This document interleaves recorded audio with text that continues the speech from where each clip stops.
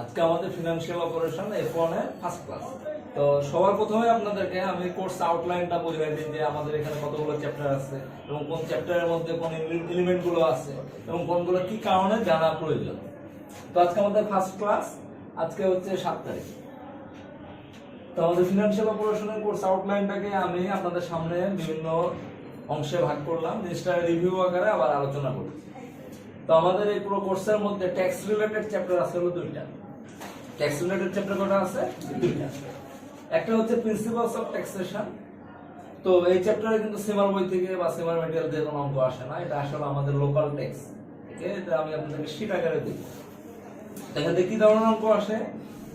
ওই যে আপনারা ট্যাক্সে করছেন না যে একক ব্যক্তির কোন নির্ণয়, যে অ্যাসেসমেন্ট অফ ইন্ডিভিজুয়াল, তারপরে ক্যাপিটাল গেইন ট্যাক্স, যে কতটুকু ক্যাপিটাল গেইনের উপর ট্যাক্স দিতে হবে, রিলেটেড অঙ্ক আসে, আর ভ্যাট রিলেটেড অঙ্ক আসে। তো এই অংশটা আপনাদেরকে আমি শীট আকারে দেবো, এটা সেমার বইতে পড়ার কোনো প্রয়োজন নেই। Chapter 16 income tax IAS 12।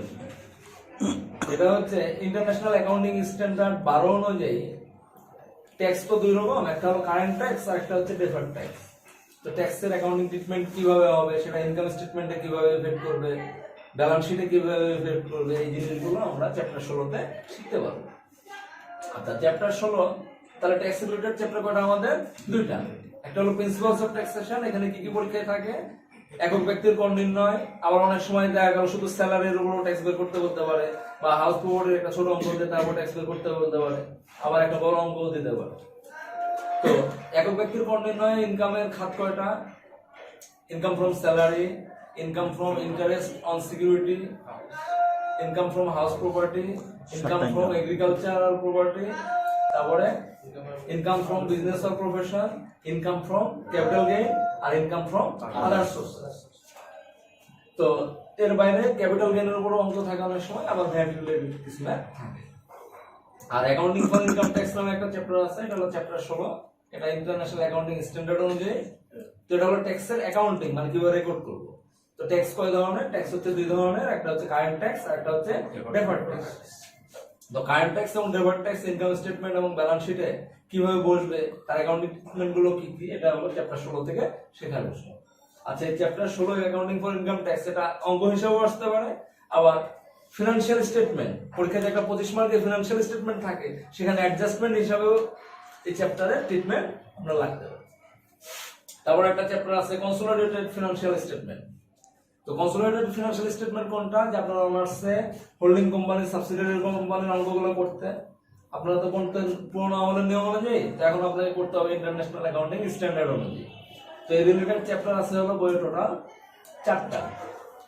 Chapter 3, chapter 4, chapter 5, chapter 6। তো কনসোলিডেটেড স্টেটমেন্ট কয় ধরনের? 3 ধরনের। Consolidated statement of financial position বা consolidated balance sheet, consolidated statement of profit or loss and other comprehensive income বা consolidated income statement, consolidated statement of changes in equity, বা আপনারা অতীতে যেটাকে বলতেন যে কনসোলিডেটেড ওনার সিকিউরিটি। তাহলে কি দাঁড়ালো? ফার্স্ট আপনাকে বললাম যে ট্যাক্স রিলেটেড 2টা চ্যাপ্টার আছে, একটা হলো চ্যাপ্টার 2 প্রিন্সিপালস অফ ট্যাক্স, এটা আপনাদেরকে আমি শীট দেব। আর চ্যাপ্টার 16 আছে হলো অ্যাকাউন্টিং ফর ইনকাম ট্যাক্স, এটা আপনাকে বই অনুযায়ী পড়তে হবে। এর বাইরে আপনাদেরকে একটা আমি শীট দেব আপনাদের। আর কনসোলিডেটেড ফিনান্সিয়াল স্টেটমেন্ট বইয়ে কয়টা চ্যাপ্টার আছে? 4টা চ্যাপ্টার। এখানে আপনার অঙ্ক হলো টোটাল স্টেটমেন্ট করতে হয় 3টা। একটা হচ্ছে স্টেটমেন্ট অফ ফিনান্সিয়াল পজিশন, একটা হচ্ছে statement of profit or loss and other comprehensive income, আর একটা হচ্ছে statement of changes in equity. তো এই কনসোলিডেটেড স্টেটমেন্টের অঙ্কগুলোর ক্ষেত্রে কি হয়? একটা কোম্পানি আর একটা কোম্পানি 100% কিনে নেয়। আচ্ছা, এই কনসোলিডেশন কিন্তু F1 সিলেবাসেও আছে, F2 সিলেবাসেও আছে। তো আপনাদের সিলেবাসে কোনটা আছে? যে প্যারেন্ট কোম্পানি সাবসিডিয়ারি কোম্পানির 100% কিনে নিয়েছে। এই অবস্থায় আপনি consolidated balance sheet, consolidated income statement এবং কনসোলিডেটেড চেঞ্জেস ইন ইকুইটি করেন।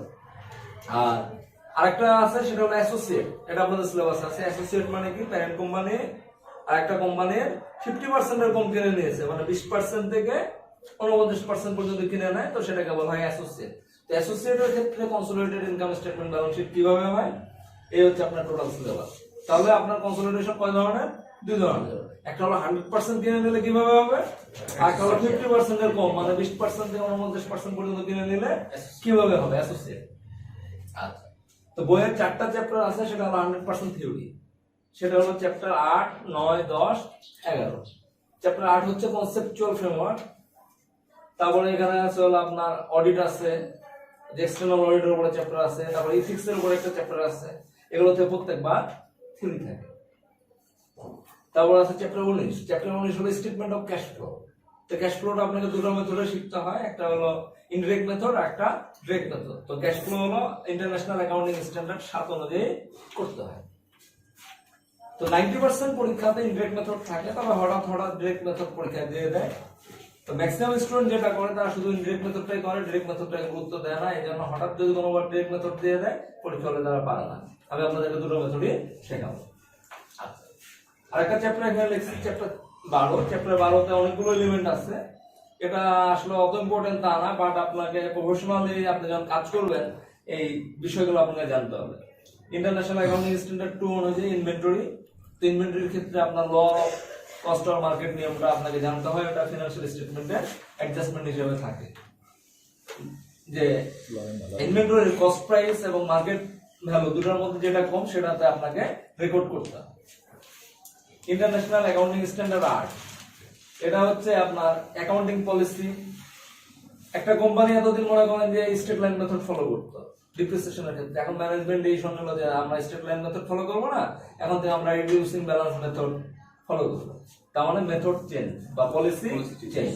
তো পলিসি চেঞ্জ হলে তো কিছু অ্যাডজাস্টমেন্ট দিতে হবে। এই অ্যাডজাস্টমেন্ট গুলো কোন অ্যাকাউন্টিং স্ট্যান্ডার্ডের নিয়ম অনুযায়ী হবে, আইএসএ এর নিয়ম অনুযায়ী হবে। তারপরে ধরেন যে গত বছর হয়তো আপনি এক্সপেন্স কম রেকর্ড করছেন, খরচ কম দেখাইছেন, তার ফলে কি হয়েছে, প্রফিট বেড়ে গেছে। তার মানে কি অ্যাকাউন্টিং এরর, খরচ কম দেখাইছেন বা খরচ বেশি দেখাইছেন, বা ইনকাম কম দেখাইছেন বা ইনকাম বেশি দেখাইছেন, এই ভুল ত্রুটিগুলো সংশোধনের জন্য এই আইএসটা আপনাকে হেল্প করবে। তারপরে অ্যাকাউন্টিং এস্টিমেট থাকে না, ওই যে মনে করেন যে কোম্পানি তো বাকিটা সেল করে রিসিভেবল, তো রিসিভেবলের এগেইনস্টে কোম্পানি প্রভিশন ক্রিয়েট করে না, যে প্রভিশন ফর ব্যাড ডেট। এতদিন মনে করেন যে কোম্পানি 1% টোটাল রিসিভেবলের উপরে 1% প্রভিশন রাখছে, কিন্তু ম্যানেজমেন্ট ডিসিশন নিল যে এখন থেকে আমরা 1% রাখবো না, আমরা 1.5% প্রভিশন রাখবো। তাহলে এস্টিমেট চেঞ্জ হয়ে গেল। তো এস্টিমেট যদি চেঞ্জ হয় সেটাও আইএস টেকনোলজি হবে। তো আরো একটা আইএস আছে, সেটা হলো আইএস 18, রেভিনিউ রিকগনিশন। যে কোন পরিস্থিতিতে আপনি কতটুকু রেভিনিউ রেকর্ড করবেন, যেটা রিলেটেড সাধারণত পরীক্ষায় থিওরি থাকে। তারপর is 24, related party. Related party কারা, কোম্পানির ম্যানেজমেন্টের সাথে স্বার্থ সংশ্লিষ্ট তাদের আত্মীয় স্বজন বা এই ধরনের। অনেক সময় কোম্পানি কি করে, ডিরেক্টর তার মনে করেন যে ভাগনার নামে একটা কোম্পানি দিয়ে দিচ্ছে এবং সেখান থেকে বেশি প্রাইসে ম্যাটেরিয়াল কেনে। তো এই ধরনের ইস্যুগুলোর ক্ষেত্রে স্পেসিফিক ডিসক্লোজার দিয়ে দিতে হয়। এই আইএসটা যখন আপনাদেরকে পড়াবো তখন ইস্যুটা আপনার ক্লিয়ার হবে। রিলেটেড পার্টি, রিলেটেড পার্টি মানে কি, সম্পর্কিত পার্টি। তো সম্পর্কিত পার্টির সাথে বিজনেস থাকলে সেটার ক্ষেত্রে আপনাকে ডিটেইলস ডিসক্লোজার দিতে হবে। আর আইএফআরএস 8, এটা হচ্ছে অপারেটিং সেগমেন্ট। একটা কোম্পানি যখন গ্লোবালি বিজনেস করে তখন দেখা যায় এক একটা রিজিয়নকে একটা সেগমেন্ট হিসেবে ভাগ করে নেয়, এবং প্রত্যেকটা সেগমেন্টের জন্য তাকে আলাদাভাবে রিপোর্ট করতে হয় যে কোন সেগমেন্টের প্রফিট কত, কোন সেগমেন্টের লস কত, কোন সেগমেন্টের অ্যাসেট কত, কোন সেগমেন্টের লায়াবিলিটি কত। এই ধরনের রিপোর্টিংকে বলা হয় অপারেটিং সেগমেন্ট। তো এই 5টা আইএস এর মধ্যে ফিনান্সিয়াল স্টেটমেন্টের অ্যাডজাস্টমেন্ট হিসেবে এই দুটো আসতে পারে। একটা কি, ইনভেন্টরি রিলেটেড। ইনভেন্টরি রিলেটেড বলতে যেটা বললাম যে lower of cost of market বা এলসিএম। আর আরেকটা হলো যে মেথড চেঞ্জ বা পলিসি চেঞ্জ, অ্যাকাউন্টিং কোন এরর আছে অতীতে বা কোন এস্টিমেট চেঞ্জ হয়ে গেছে, এই ধরনের জিনিস আপনার ফিনান্সিয়াল স্টেটমেন্টে অ্যাডজাস্টমেন্ট হিসেবে থাকতে পারে। তো এই চ্যাপ্টারগুলো হচ্ছে প্রথমে যেগুলো বললাম এগুলো হলো ফিনান্সিয়াল স্টেটমেন্ট বাদে জেনারেল চ্যাপ্টারগুলো। তো কি কি চ্যাপ্টার, ফার্স্ট বলছি ট্যাক্সেবিলিটির দুটো চ্যাপ্টার আছে, একটা হলো চ্যাপ্টার 2, একটা হলো চ্যাপ্টার 12। চ্যাপ্টার 2টা সীমা থেকে পড়ার দরকার নাই, আমি শীট দেবো আমাদের লোকাল যে নিখিল চন্দ্র সেনের বই থেকে করে দেবো, এবং সি এর বই থেকে ম্যাথ দিয়ে আমি একটা শীট দেবো, এই শীট অনুযায়ী আপনার করলেই হবে। আর ইনকাম ট্যাক্স, এটা সীমা রিলেটেড ম্যাটেরিয়াল বললেই হবে, চ্যাপ্টার 16 যেটা। আর কনসোলিডেটেড ফিনান্সিয়াল স্টেটমেন্ট, এটা সীমার ম্যাটেরিয়াল বললেই যথেষ্ট। এখানে চ্যাপ্টার কয়টা আছে, 4টা, চ্যাপ্টার 3, চ্যাপ্টার 4, চ্যাপ্টার 5 এবং চ্যাপ্টার 6। আর স্পেসিফিক থিওরি চ্যাপ্টার আছে বই কয়টা? 4টা। চ্যাপ্টার 8, চ্যাপ্টার 9, চ্যাপ্টার 10 এবং চ্যাপ্টার 11। এই চ্যাপ্টারের উপর আমি আপনাদেরকে একটা থিওরি নোট দেব, প্রথম দিকে দিয়ে দেব, আপনারা এটা পড়ে শেষ করে ফেলবেন। চ্যাপ্টার 19 এ আছে ক্যাশ ফ্লো। ক্যাশ ফ্লো কয়টা মেথডে শিখতে হবে আপনাকে? 2টা, একটা ইনডিরেক্ট মেথড আর একটা ডিরেক্ট মেথড। বাট আপনারা এতদিন শিখছেন যেটা, সেটা হলো জেনারেলি অ্যাকসেপ্টেড অ্যাকাউন্টিং প্রিন্সিপালস অনুযায়ী, আপনারা অনার্সে যেটা করছেন গ্যাপ অনুযায়ী, কিন্তু এখন আপনাকে শিখতে হবে আইএস 7 অনুযায়ী। এটা আপনাদেরকে আমি শিখাই দিব। আর এখানে চ্যাপ্টার 12 সম্বন্ধে বলছিলাম যে চ্যাপ্টার 12 তে আপনার কয়টা আইএস আছে? 5টা। Is 2 inventory, is 8 accounting policy বা মেথড চেঞ্জ, তারপরে অ্যাকাউন্টিং এরর এবং চেঞ্জ ইন এস্টিমেট, এই জিনিসগুলো নিয়ে আইএস 8 আলোচনা করছে। আইএস 18 কিনে আলোচনা করছে রেভিনিউ রিকগনিশন নিয়ে। আর আইএস 24 আলোচনা করছে কি নিয়ে? রিলেটেড পার্টি নিয়ে। এবং আইএফআরএস 8 আলোচনা করছে হলো অপারেটিং সেগমেন্ট নিয়ে। আচ্ছা, আরেকটা জিনিস বলি, এই যে আইএস 18 রেভিনিউ রিকগনিশন, এখন কিন্তু আইএস 18 নাই, এখন আছে হলো আইএফআরএস 15। কিন্তু আপনার সিলেবাসে যেহেতু আইএস 18 আছে, আপনাকে আইএস 18 অনুযায়ী আপনাকে করতে হবে। আচ্ছা, এর বাইরে আসলে F1 পাশের জন্য মেজর থ্রেড যেটা, সেটা হলো ফিনান্সিয়াল স্টেটমেন্ট। তো এই ফিনান্সিয়াল স্টেটমেন্ট শিখতে হলে আপনাকে আসলে পুরো বইটার উপরে দখল থাকতে হবে। তো এই ফিনান্সিয়াল স্টেটমেন্ট রিলেটেড আসলে বই কতগুলো চ্যাপ্টার আছে, সবগুলো আমি সিরিয়ালে লিখছি, যাতে আপনারা বুঝতে পারেন যে আমাকে ফিনান্সিয়াল স্টেটমেন্ট পড়তে হলে বইয়ের আসলে কোন নিয়মগুলোতে আমাকে বেশি ফোকাস করতে হবে। তো চ্যাপ্টার 7 কি আছে? Financial statement. যে আপনারা অনার্সে যে ইনকাম স্টেটমেন্ট, ব্যালেন্স শিট গুলো শিখছেন, সেগুলোই কিন্তু এখানে আইএস অনুযায়ী। তো চ্যাপ্টার 7 আছে হলো statement of financial position, statement of profit or loss and other comprehensive income, statement of changes in equity. এটা একদম রুট লেভেলে, মানে বেসিক অঙ্কগুলো আইএস এর ফরম্যাটে। চ্যাপ্টার 13 হচ্ছে পুরো কোর্সের মধ্যে সবচেয়ে দামি চ্যাপ্টার, নন কারেন্ট অ্যাসেট। নন কারেন্ট অ্যাসেট মানে কি? ফিক্সড অ্যাসেট এবং ইনটেনজিবল অ্যাসেট। এই চ্যাপ্টারের ট্রিটমেন্ট গুলো আপনার ক্যাশ ফ্লোতে লাগবে, ফিনান্সিয়াল স্টেটমেন্টে লাগবে। এই চ্যাপ্টার ছাড়া আপনি F1 অন্ধকার। এই চ্যাপ্টারটা আপনাকে কনসেপচুয়ালি সবচেয়ে স্ট্রং ভাবে শিখতে হবে। তো এই চ্যাপ্টার আপনাকে কি, এই চ্যাপ্টারের আন্ডারে আইএস কয়টা আছে? চ্যাপ্টারের আন্ডারে আইএস আছে হলো is 16, is 23, is 36, is 38, is 40। তো আইএস 16 এবং আইএস 40 হচ্ছে প্রপার্টি প্ল্যান্ট ইকুইপমেন্ট রিলেটেড এবং রিভ্যালুয়েশন রিলেটেড। আইএস 23 হচ্ছে বরোইং কস্ট। ওই যে আপনার বিল্ডিং বানানোর সময় লোন করে না, সে লোনের ইন্টারেস্টটাকে ক্যাপিটালাইজ করতে হয়, এই নিয়মটা হচ্ছে আপনার আইএস 23। আইএস 36 অ্যাসেটের ভ্যালু কমে গেলে তার ইম্পেয়ারমেন্ট করতে হয়। তো ইম্পেয়ারমেন্ট রিলেটেড নিয়মগুলো শিখবো আমরা আইএস 36 আইএস 36 ইম্পেয়ারমেন্ট। আইএস 38 হচ্ছে ইনটেনজিবল অ্যাসেট। ইনটেনজিবল অ্যাসেট যেমন patent, copyright, goodwill, research and development. তো আপনাদের পরীক্ষায় কিন্তু রিসার্চ এবং ডেভেলপমেন্টের অ্যাডজাস্টমেন্ট থাকে ফিনান্সিয়াল স্টেটমেন্ট। তো রিসার্চ এন্ড ডেভেলপমেন্ট ভালোভাবে নিয়মটা শিখতে হয়। তো রিসার্চ এন্ড ডেভেলপমেন্টের মধ্যে রিসার্চ এক্সপেন্স যেটা, সেটাকে ইনকাম স্টেটমেন্টে খরচ হিসেবে দেখানো হয়। আর ডেভেলপমেন্ট যেটা, ডেভেলপমেন্টের ক্ষেত্রে 3টা ক্রাইটেরিয়া আছে। কয়টা ক্রাইটেরিয়া আছে? যদি ক্রাইটেরিয়া ফুলফিল করে তো সেটাকে কস্ট হিসেবে দেখানো হয়, আর যদি ক্রাইটেরিয়া ফুলফিল না করে তাহলে তাকে এক্সপেন্স হিসেবে দেখানো হয়। কস্ট হিসেবে দেখানো হয় মানে কি? ব্যালেন্স শিটে দেখানো হয়। আর এক্সপেন্স হিসেবে দেখানো হয় মানে কি? ইনকাম স্টেটমেন্টে দেখানো হয়। তো যদি কস্ট হিসেবে দেখানো হয়, এটা রিসার্চ এন্ড ডেভেলপমেন্ট কি? ইনটেনজিবল অ্যাসেট না? তো এটার ক্ষেত্রে বছর বছর আপনাকে অ্যামortization দেখাইতে হবে। তাহলে এই চ্যাপ্টার রিলেটেড আপনার আইএস টোটাল 11টা। কি কি? আইএস 16, আইএস 23, আইএস 36, আইএস 38 এবং আইএস 40। তো ফিক্সড অ্যাসেটের ক্ষেত্রে কি হয়? ডিপ্রিসিয়েশন হয় এবং এর পুরো একটা অ্যাকাউন্টিং প্রসিডিউর তো আছে। আপনি মেশিন কেনা থেকে শুরু করে মেশিনটাকে রিটায়ারমেন্টে পাঠানো পর্যন্ত একটা অ্যাকাউন্টিং প্রসিডিউর আছে। তো আপনারা অনার্সে যেটা শিখছিলেন, সেটা আপনারা শিখছিলেন হলো কস্ট মডেল। অ্যাসেট যে টাকাতে কিনছেন, পরে মার্কেট ভ্যালু বাড়লেও আপনারা অ্যাডজাস্ট করতেন না। কিন্তু বর্তমানে দুটো মেথডের উপর চলন আছে, কস্ট মডেলও চলে, রিভ্যালুয়েশন মডেলও চলে। তো আপনাদের বইয়ের ম্যাক্সিমাম অঙ্কগুলো রিভ্যালুয়েশন মডেল অনুযায়ী। মানে রিভ্যালুয়েশন মডেল মানে হচ্ছে যে যদি মার্কেট ভ্যালু বাড়ে, তাহলে তার সাথে বাড়ে বা কমে তার সাথে অ্যাডজাস্ট করা, এবং নতুন ভ্যালুর উপরে নতুন করে ডিপ্রিসিয়েশন চার্জ করা।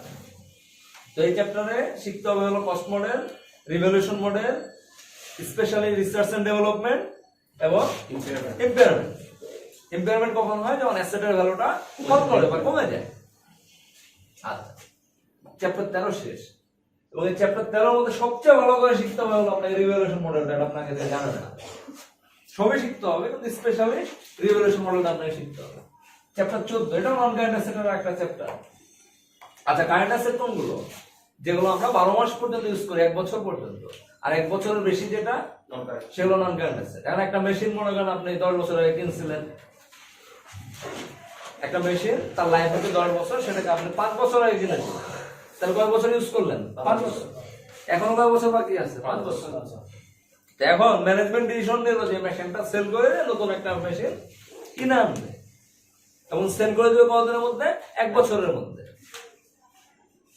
তাহলে যদিও মেশিনের লাইফ আজ থেকে আরো 5 বছর বাকি আছে, কিন্তু এই মেশিনটা ইউজ করলো আমরা কতদিন? 1 বছর বা তার থেকে কম সময়। কারণ ম্যানেজমেন্ট তো ডিসিশন নিচ্ছে যে 1 বছরের মধ্যে এটাকে সেল করে দিবে।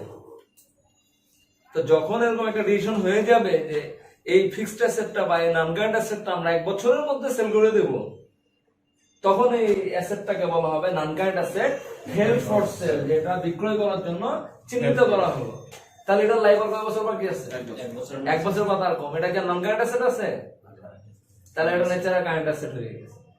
সো এই বছরে আমরা এই নন কারেন্ট অ্যাসেটটার ডিপ্রিসিয়েশন দেখাবো না, এটা প্রথম কথা। দ্বিতীয় কথা, যেহেতু এটা নন কারেন্ট অ্যাসেট নাই, আবার এটা কি আসলে কারেন্ট অ্যাসেট? এটা কিন্তু আসলে কারেন্ট অ্যাসেট না, এই জন্য কারেন্ট অ্যাসেটের নিচে একে আলাদাভাবে দেখাবো, এর অ্যামাউন্টটা আমরা আলাদাভাবে শো করবো, যাতে ইনভেস্টর স্টেটমেন্ট দেখলে বুঝতে পারে যে এত টাকার অ্যাসেট সেল করে দেওয়ার ডিসিশন হয়ে গেছে। তাহলে এটা তো হলো অ্যাসেট। আবার একটা কোম্পানির অনেক অপারেশন থাকে না, মনে করেন আমাদের কোম্পানির 5টা অপারেশন আছে, তো ম্যানেজমেন্ট ডিসিশন নিচ্ছে একটা অপারেশন সেল করে দেবে। কয়টা অপারেশন সেল করে দেবে? একটা অপারেশন সেল করে দেবে। তো যখন ডিসিশন হয়ে যায় যে এই অপারেশনটা সেল করে দেওয়া হবে, তখন আপনি যেরকম অ্যাসেটটা সেল করে দেওয়ার ক্ষেত্রে সেটা আলাদাভাবে চিহ্নিত করছিলেন, সেটাকেও আলাদাভাবে চিহ্নিত করতে হয়। তো ডিসকন্টিনিউড অপারেশনের ক্ষেত্রে শুধু ওই অপারেশনটার প্রফিট এবং লস আলাদাভাবে শো করতে হয়। আপনার মেইন ইনকাম স্টেটমেন্ট ওর নিচে আলাদাভাবে যেটা সেল হবে, যে ডিসকন্টিনিউড অপারেশনের প্রফিট বা লসের ক্যালকুলেশনটা আলাদাভাবে দেখানো হয়। কারণটা কি? যাতে ইনভেস্টর বুঝতে পারে আমার কোম্পানির যে অপারেশনটা সেল হচ্ছে সেটা থেকে এত রেভিনিউ আসতো, এত খরচ আসতো, এত প্রফিট বা এত লস আসতো, যাতে আলাদাভাবে চোখ পড়ে। কারণ এটা যদি সেল হয়ে যায় তাহলে এটা কিন্তু আর আসবে না। আর মেইন স্টেটমেন্টে শুধু এক লাইনে দেখানো হয় যে প্রফিট ফ্রম ডিসকন্টিনিউড অপারেশন বা লস ফ্রম ডিসকন্টিনিউড অপারেশন, আর ডিটেইলসটা থাকে স্টেটমেন্টের নিচে আলাদা হয়, যাতে user of the financial statement এটা ক্লিয়ারলি দেখতে পারে। এই নিয়মগুলো পাবেন চ্যাপ্টার 14তে, যেগুলো আপনারা আগে কখনো সম্ভবত করেন নাই। তো এই চ্যাপ্টার 13, চ্যাপ্টার 14 এই দুটোই কিন্তু আমাদের পরীক্ষায় যে ফিনান্সিয়াল স্টেটমেন্ট থাকে না, সেখানে যদি 12টা অ্যাডজাস্টমেন্ট থাকে, তার মধ্যে অন্তত 7টা অ্যাডজাস্টমেন্ট থাকে হলো চ্যাপ্টার 13 এবং 14 রিলেটেড। তো এই দুটো চ্যাপ্টার যে যত ভালো বোঝে, মানে ফিনান্সিয়াল স্টেটমেন্টের সবচেয়ে বড় চ্যালেঞ্জ হচ্ছে এই দুটো চ্যাপ্টার একদম ক্লিয়ারলি বোঝা। এই দুটো চ্যাপ্টারে যার দখল সবচেয়ে ভালো, তার মনে করেন ফিনান্সিয়াল স্টেটমেন্ট 25 মার্কের স্টেটমেন্ট তার জন্য হালকা। এখন ওখানে যেহেতু 12টা অ্যাডজাস্টমেন্ট থাকে বা 10টা অ্যাডজাস্টমেন্ট থাকে, আর এই দুই চ্যাপ্টার মিলে হয়তো 10টার মধ্যে 6টা 7টা কখনো 5টা 50% এট লিস্ট থাকে। বাকি 50% বা বাকি 500টা অ্যাডজাস্টমেন্ট অন্য চ্যাপ্টারগুলো থেকে থাকবে, সেগুলো কি চ্যাপ্টারতে থাকতে পারে। চ্যাপ্টার 15 আইএস, চ্যাপ্টার 15তে দুইটা ইন্টারন্যাশনাল অ্যাকাউন্টিং স্ট্যান্ডার্ড নিয়ে আলোচনা করছে। কি কি? একটা international accounting standard 10, events after reporting date, আর আরেকটা হচ্ছে IAS 37, provision and contingency. Events after reporting date, events after reporting date এখানে কি, এটা কি জিনিস? আচ্ছা, রিপোর্টিং ডেটটা কোনটাকে বলা হয়? যে ডেটটা year closing date, balance sheet date বা ইনকাম স্টেটমেন্ট ডেট, ফিনান্সিয়াল স্টেটমেন্টের ডেট। সাধারণত ম্যাক্সিমাম কোম্পানিতে আপনার রিপোর্টিং ডেট কবে? ডিসেম্বর 31। আপনারা তো অফিসে চাকরি করেন, আপনার কি ডিসেম্বর 31 তারিখে স্টেটমেন্ট বানানো শেষ হয়? হয় না, হয়তো জানুয়ারির 15 তারিখে শেষ হয় বা জানুয়ারির 10 তারিখে শেষ হয়। তো যাই হোক, থিওরিটিক্যালি তো ডিসেম্বর 31 তারিখে শেষ। আচ্ছা, শেষ হয়, তারপর অডিটর আসে, অডিট করে। অডিটর মনে করেন ডিসেম্বরে শেষ হয়েছে, অডিটর হয়তো ফেব্রুয়ারি মাসের ফার্স্ট উইকে এসে অডিট করে দিচ্ছে। যদি লিস্টেড কোম্পানি হয়, তার তো আবার জেনারেল মিটিং দিতে হয়, অ্যানুয়াল জেনারেল মিটিং দিতে হয়, এজিএম মনে করেন মার্চ মাসের 15 তারিখে হবে। এজিএম হওয়ার আগে ওই ফিনান্সিয়াল স্টেটমেন্ট গুলো মেজর স্টক হোল্ডারদের কাছে আপনার চিঠি আকারে পাঠিয়ে দেওয়া হয়। মনে করেন সেটা মার্চ মাসের 1 তারিখে চিঠি আকারে বিলি করা শুরু হয়েছে, তাহলে পাবলিকের হাতে যায় নাই কবে, গেছে কবে থেকে, মার্চ মাসের 1 তারিখ। তাহলে মার্চ মাসের 1 তারিখ মানে তার আগ মানে কি ফেব্রুয়ারি পর্যন্ত। তো জানুয়ারি আর ফেব্রুয়ারিতে যদি কোনো ইভেন্ট ঘটে, যেহেতু স্টেটমেন্ট এখনো পাবলিকের কাছে যায় নাই, সেটা কিন্তু স্টেটমেন্টে অ্যাডজাস্ট করার একটা সুযোগ থাকে। তো কিছু জিনিস আছে যেগুলো অ্যাডজাস্ট করা যায়। কোনগুলোকে অ্যাডজাস্ট করা যায়? যেগুলো অলরেডি রেকর্ড করা আছে। আর আপনি বললেন ভাই রেকর্ড করা আছে কি, আমি বুঝলাম না।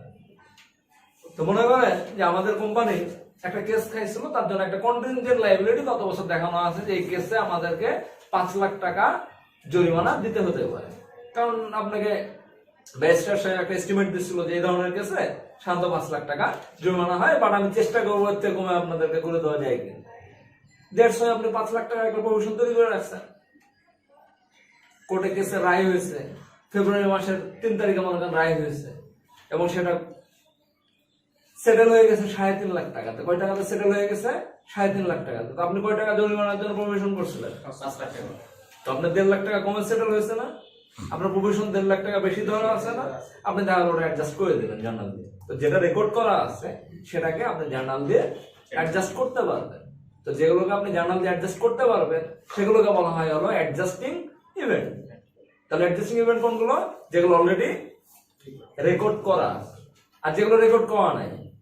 যেমন মনে করেন যে ফেব্রুয়ারি 15 তারিখে কোম্পানি ডিসিশন নিচ্ছে যে তারা ক্যাশ ডিভিডেন্ড দিবে, মানে ক্যাশ ডিভিডেন্ড ডিক্লেয়ার করছে। এটা কি রেকর্ড করা আছে ডিভিডেন্ড? এটা কি জার্নালে অ্যাডজাস্ট করার সুযোগ আছে? নাই। তাহলে কি করতে হবে? স্টেটমেন্টের নিচে একটা নোট দিয়ে দিতে হবে যে কোম্পানির ম্যানেজমেন্ট ডিসিশন নিচ্ছে যে এত % ডিভিডেন্ড ডিক্লেয়ার করা হবে। কিংবা যখন কোম্পানি নতুন করে একটা কেস খাইছে সেটাও একটা নোট আকারে দিয়ে দিল। এটা কিন্তু রেকর্ড করার সুযোগ না, এটা কিন্তু গত বছর রেকর্ড ছিল না। যেটা রেকর্ড ছিল না সেটা আপনি স্টেটমেন্টে ঢুকাতে পারবেন না। সেই ইভেন্ট গুলো আপনাকে কি করতে হবে? নোট আকারে দিয়ে দিতে হবে। তো যেগুলো নোট আকারে দিয়ে দিলেন স্টেটমেন্টে ঢুকে অ্যাডজাস্ট করতে পারবেন না, সেগুলোকে বলা হয় নন অ্যাডজাস্টিং ইভেন্ট। তো যখন আমরা চ্যাপ্টার বলবো তখন ডিটেইলস লিস্ট আকারে আপনাদেরকে আরো বোঝাই দেব, বেসিকটা বলে দেব। প্রভিশন এন্ড কন্টিনজেন্সিস, কোনগুলো আপনি প্রভিশনের আকারে রেকর্ড করবেন, কোনগুলো কন্টিনজেন্সি হিসেবে দেখাবেন। এটার জন্য আসলে 3টা ক্রাইটেরিয়া আছে, 3টা কন্ডিশন আছে। কন্ডিশন 3টা যদি ফুলফিল হয় তখন সেটাকে আপনি প্রভিশন হিসাবে রেকর্ড করবেন। আর যদি ক্রাইটেরিয়া গুলো ফুলফিল না হয় তাহলে আপনি কন্টিনজেন্সি হিসাবে দেখাবেন। কন্টিনজেন্সি কয় ধরনের? 2 ধরনের। একটা হলো কন্টিনজেন্ট লায়াবিলিটি, একটা হচ্ছে কন্টিনজেন্ট অ্যাসেট। এই ধরনের অ্যাডজাস্টমেন্ট ফিনান্সিয়াল স্টেটমেন্ট অনেক সময় থাকতে পারে, বা এখান থেকে পরীক্ষায় থিওরি আকারও থাকতে পারে, বা পিচ্ছে একটা অঙ্ক আকারও থাকতে পারে। এটা অঙ্ক না, এটা আসলে থিওরি রিলেটেড। এটা হলো অ্যাডজাস্টমেন্ট। চ্যাপ্টার 15 বললাম। চ্যাপ্টার 17, চ্যাপ্টার 17 কি আছে? লিজ। লিজ আপনার সিলেবাসে হচ্ছে ইন্টারন্যাশনাল অ্যাকাউন্টিং স্ট্যান্ডার্ড 17। বর্তমানে কিন্তু ইন্টারন্যাশনাল অ্যাকাউন্টিং স্ট্যান্ডার্ড 17 চলে না, বর্তমানে চলে আইএফআরএস সম্ভবত 16 লিজ। লিজের জন্য নতুন আইএফআরএস আছে। আচ্ছা, লিজ আইএস 17 অনুযায়ী লিজ কয় ধরনের? লিজ হচ্ছে 2 ধরনের, একটা হচ্ছে অপারেটিং লিজ আর একটা হচ্ছে ফিনান্স লিজ। কিন্তু আপনার আইএফআরএস 16 তে অপারেটিং লিজকে বাতিল ঘোষণা করে দিয়েছে, অবশ্যই এখন থেকে যে কোনো লিজকে ফাইন্যান্সিং লিজ হিসাবে দেখাতে হবে। কিন্তু আপনার সিলেবাসে আছে 2 ধরনের লিজ। আপনাকে আপনার সিলেবাস অনুযায়ী 2 ধরনের লিজ শিখতে হবে, একটা অপারেটিং লিজ আর একটা ফিনান্সিয়াল লিজ। আচ্ছা, লিজ থেকে আপনার সিলেবাস রিকোয়ারমেন্ট কি? আপনি যে একটা অ্যাসেট লিজ নিছেন, এটার ক্ষেত্রে ইনকাম স্টেটমেন্টে কতটুকু ইফেক্ট করবে, ব্যালেন্স শিটে কতটুকু ইফেক্ট করবে, এবং ওই ইফেক্ট গুলোর ক্যালকুলেশন আপনি কিভাবে করবেন। তো অপারেটিং লিজের ক্ষেত্রে তো অ্যাসেটটাকে ব্যালেন্স শিটে দেখানো হয় না, বা লিজ লায়াবিলিটি দেখানো হয় না, ওই ডিপ্রিসিয়েশন দেখানো হয় না। এখানে ওই যে আপনার লিজের রেভিনিউটা ওটা দেখানো হয়। বাট ফিনান্স লিজের ক্ষেত্রে অ্যাসেটটাকে দেখানো হয়, লিজ লায়াবিলিটিকে দেখানো হয়, এবং ওই লিজ লায়াবিলিটির ক্ষেত্রে আপনার ফিনান্স চার্জ বা ইন্টারেস্টের একটা ক্যালকুলেশন করতে হয়। ওটা ক্যালকুলেশন করার আবার 2টা মেথড আছে, একটা হলো sum of the digit method আর একটা হচ্ছে অ্যাকচুয়ারিয়াল মেথড। আবার লিজের পেমেন্ট কখনো বছরের প্রথমে হয়, কখনো বছরের শেষে হয়, অ্যাডভান্স বা এরিয়া, এর উপরে ক্যালকুলেশন গুলো ভ্যারি করে। তো এগুলো আপনাকে দেখাই দেবো। তো লিখে ক্ষেত্রে মেইনলি আপনার সিলেবাসে যেটা আছে সেটা হলো ইনকাম স্টেটমেন্টে কিভাবে হিট করবে, ব্যালেন্স শিটে কিভাবে হিট করবে এবং কত টাকা হিট করবে সেটা ক্যালকুলেশন করা, বের করা। তো ক্যালকুলেশন করে বের করার কি কি নিয়ম, একটা হলো sum of the year digit method, আর একটা অ্যাকচুয়ারিয়াল মেথড। বছরের প্রথমে পেমেন্ট করলে কিভাবে ক্যালকুলেশন হবে, বছরের শেষে পেমেন্ট করলে ক্যালকুলেশন কিভাবে হবে। আপনার সিলেবাস রিকোয়ারমেন্ট এতটুকু। বাট গত 2 পরীক্ষাতে যে লিস্ট দিচ্ছে, আমেরিকান মেথডের লিস্ট দিচ্ছে, ওটার ক্ষেত্রে আরো বেশি কিছু শিখতে হয়। তো আমি আপনাদেরকে প্রথমে আপনার বই অনুযায়ী মানে আইএস অনুযায়ী দেখাবো। দেন যেহেতু পরীক্ষায় নতুন স্ট্যান্ডার্ডের অঙ্ক আসছে, পুরোনো আমলের অঙ্ক আসছে, পুরোনো আমলের অঙ্কটা যেহেতু পরীক্ষায় আসছে আপনাকে আমার শিখিয়ে দিতে হবে। আচ্ছা, নেক্সট আছে হলো ফিনান্সিয়াল ইনস্ট্রুমেন্ট। ফিনান্সিয়াল ইনস্ট্রুমেন্ট হচ্ছে যে আপনার ordinary share, preference share, treasury stock, এই জিনিসগুলো মোট কথা share issue related. Chapter 18, chapter 18 তে কি আছে, কনস্ট্রাকশন কন্ট্রাক্ট। কনস্ট্রাকশন কন্ট্রাক্টের আইএস নাম্বার হচ্ছে আইএস 11। আইএস কত? 11, international accounting standard 11, construction contract. তো কনস্ট্রাকশন কন্ট্রাক্টের ক্ষেত্রে একটা কন্ট্রাক্ট 5 বছরের জন্য আপনি নিয়েছেন, মাত্র 3 বছর কমপ্লিট হয়েছে, এখনো বাকি আছে 2 বছর, পুরো কাজ তো কমপ্লিট হয়নি। তাহলে কাজের একটা অংশ আপনি কমপ্লিট করছেন। তো কাজের আপনি কত পার্সেন্ট কমপ্লিট করছেন এটা ক্যালকুলেশন করার জন্য দুটো মেথড আছে। কয়টা মেথড আছে? দুটো। একটা হচ্ছে কস্ট বেসিস আর একটা হচ্ছে ওয়ার্ক সার্টিফাইড বেসিস। তো কস্ট বেসিসের ক্ষেত্রে আপনি কি ফর্মুলা দিয়ে বের করেন, কস্ট ইনকার্ড টু রেট, আজ পর্যন্ত কত খরচ হয়েছে divided by total cost into 100। তাহলে কত পার্সেন্ট কমপ্লিট হয়েছে সেটা আপনি বের করে ফেললেন। এন্ড টোটাল কস্ট বলতে কি, আজ পর্যন্ত কত খরচ হয়েছে আর ভবিষ্যতে আর কত খরচ হতে পারে, এই হচ্ছে টোটাল কস্ট। এটা হচ্ছে কস্ট বেসিস। আর আরেকটা হচ্ছে value of work certified basis, কতটুকু ওয়ার্ক সার্টিফাই হয়েছে তার ভ্যালুটা। তার মানে value of work certify divided by contract price, এটা হচ্ছে দ্বিতীয় মেথডে ইনটু 100। তাহলে কস্ট বেসিসে ফর্মুলা কি, cost incurred to date divided by total cost into 100। তাহলে কত পার্সেন্ট কমপ্লিট হয়েছে আপনি পেয়ে গেলেন। আর ওয়ার্ক সার্টিফাইড বেসিসে ফর্মুলাটা কি, value of work certified divided by contract price into 100। এভাবে আপনি কত পার্সেন্ট কাজ কমপ্লিট হয়েছে সেটা বের করে ফেলবেন। এখন কন্ট্রাক্টে তো আপনার প্রফিটও হতে পারে, লসও হতে পারে। তাহলে কন্ট্রাক্টের অঙ্কের নেচার হচ্ছে 2 ধরনের, একটা হচ্ছে প্রফিট মেকিং কন্ট্রাক্ট, আর একটা হচ্ছে লস মেকিং কন্ট্রাক্ট। আচ্ছা, এর বাইরে আর একটা ব্যতিক্রম সিচুয়েশন হইতে পারে কন্ট্রাক্টের অঙ্কে, সেটা হচ্ছে মনে করেন যে রিজনেবলি আপনি কস্ট বা রেভিনিউ কোন একটাকে আপনি মনে করেন আপনি রিজনেবলি কত রেভিনিউ আপনি সেট করতে পারতেছেন না বা কস্ট সেট করতে পারতেছেন না, যখন আপনি নির্ভরযোগ্যভাবে এমনটা ক্যালকুলেশন করতে পারবেন না, সেই অবস্থায় কন্ট্রাক্টের ক্ষেত্রে আপনি কোনো প্রফিট দেখাতে পারবেন না। যখন রেভিনিউ কস্টকে আপনি রিলায়েবলি মেজার করতে পারবেন তখন আপনি প্রফিট মেকিং কন্ট্রাক্ট বা লস প্রফিট বা লসকে শো করতে পারবেন। কিন্তু যখন আপনি কনফিডেন্টলি অ্যামাউন্ট গুলো এস্টিমেট করতে পারবেন না তখন আপনাকে প্রফিটকে কি দেখাতে হবে, নীল দেখাতে হবে। এটা হচ্ছে ব্যতিক্রম নিয়ম। এই হচ্ছে আপনার কনস্ট্রাকশন কন্ট্রাক্ট। তো কনস্ট্রাকশন কন্ট্রাক্টে আপনাকে কি শিখতে হবে, ক্যালকুলেশন শিখতে হবে, এবং কন্ট্রাক্টের ক্ষেত্রে কতটুকু রেভিনিউ দেখাবো ইনকাম স্টেটমেন্টে, বা ইনকাম স্টেটমেন্টে কতটুকু দেখাবো আর ব্যালেন্স শিটে কতটুকু দেখাবো, এই জিনিসগুলো হচ্ছে কন্ট্রাক্টের। কন্ট্রাক্ট খুব ছোট্ট চ্যাপ্টার, এটা জাস্ট ওই আপনার ফিনান্সিয়াল স্টেটমেন্টে অ্যাডজাস্টমেন্ট হিসেবে আসতে পারে বা 5 মার্কের একটা ছোট অঙ্ক আকারে আসতে পারে। তো এগুলো সাধারণত অ্যাডজাস্টমেন্ট আকারে থাকে। চ্যাপ্টার 16, চ্যাপ্টার 16 তো আগেই বলছি ট্যাক্স রিলেটেড দুটো চ্যাপ্টার আছে, চ্যাপ্টার 2 এবং চ্যাপ্টার 16। তো চ্যাপ্টার 16 থেকে দেখা যায় যে কারেন্ট ট্যাক্স এবং ডেফার্ড ট্যাক্স কিছু অ্যাডজাস্টমেন্ট অনেক সময় ইনকাম স্টেটমেন্ট ব্যালেন্স শিটের মধ্যে দিয়ে দেয়, এটা প্রায় দিয়ে দেয়। আরেকটা চ্যাপ্টার আছে চ্যাপ্টার 12 সম্বন্ধেও আগে বলছি, যে তো চ্যাপ্টার 12 তে তো আপনার 5টা আইএস ছিল, কিন্তু 5টার মধ্যে 2টা হচ্ছে আপনার ফিনান্সিয়াল স্টেটমেন্ট রিলেটেড। কোন দুটো? ওই যে ইনভেন্টরি এলসিএম, যে কস্ট এবং মার্কেট প্রাইস দুটোর মধ্যে যেটা ছোট সেটাতে দেখাতে হবে। ইনভেন্টরি ছিল 20,000 টাকা, তার মার্কেট প্রাইস এখন 22,000 টাকা, আপনি কোনটা দেখাবেন, 20 না 22? না, দুটোর মধ্যে যেটা ছোট, lower of cost or market. Market value 20,000, কি কস্ট 20,000, মার্কেট ভ্যালু 18,000, আপনি কোনটা দেখাবেন? 18,000। রক্ষণশীলতার নীতি অনুযায়ী যেটা ছোট আপনি সেটাকে দেখাবেন। আর কি আইএস 8 থেকে আপনার অ্যাডজাস্টমেন্ট কি থাকতে পারে, ওই যে চেঞ্জ ইন মেথড বা অ্যাকাউন্টিং পলিসি চেঞ্জ হয়ে গেছে বা মেথড চেঞ্জ হয়ে গেছে, তারপরে কোনো ইরর আছে অতীতের যে ইনকাম স্টেটমেন্ট ব্যালেন্স শিটের মধ্যে কোনো ভুল ত্রুটি আছে সেটাকে সংশোধন করতে হবে, আর একটা কোম্পানির এস্টিমেট যদি চেঞ্জ হয়ে যায়। এস্টিমেট কেমন? ওই যে আপনার ব্যাড ডেট পার্সেন্টেজের এস্টিমেট, কিংবা কতটুকু ওয়ারেন্টি দিতে হবে তার এস্টিমেট, বা প্রভিশন গুলো যে এস্টিমেটের উপর ক্যালকুলেশন করা হয়। এতদিন হয়তো একটা পার্সেন্টেজ করা হয়তো, এখন ম্যানেজমেন্ট ডিসিশন নিচ্ছে না এখন 2% না এখন 5% করে দেবো। এই ধরনের এস্টিমেটের যদি কোনো পরিবর্তন আসে সেটার ক্ষেত্রে অ্যাডজাস্টমেন্টের একটা ইফেক্ট ফিনান্সিয়াল স্টেটমেন্টের উপরে পড়তে পারে। এই হচ্ছে আমাদের পুরো F1 কোর্সের মধ্যে যা আছে। আপনাকে আমি বললাম আপনার অনেক কিছু মাথার উপর দিয়ে গেছে, সবই মাথার উপর দিয়ে যাবে। আপনার যেদিন কোর্সটা শেষ হবে সেদিন আপনি এটা শুনবেন, আপনি পুরো বইটা আপনি চোখের মধ্যে দেখতে পারবেন। আমি দেখতে পাই, পুরো বইটা দেখতে পাই।